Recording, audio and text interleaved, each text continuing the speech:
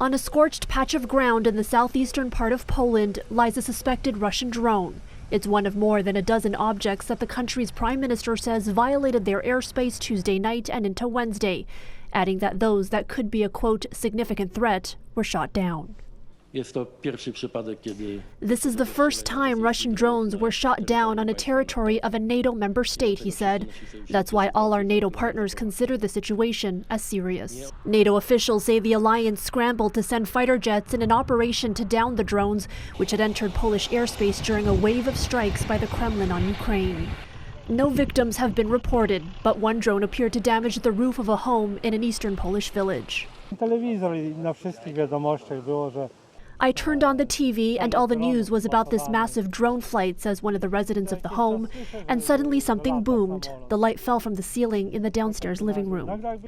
NATO's chief condemning what he called reckless and dangerous behavior from Russia, adding strong words for President Vladimir Putin. Stop violating Allied airspace and know that we stand ready, that we are vigilant and that we will defend every inch of NATO territory. Ukrainian President Volodymyr Zelensky said Russia used more than 400 drones and 40 missiles in attacks on Ukraine overnight. At least 8 Iranian-made drones, he said, were aimed towards Poland.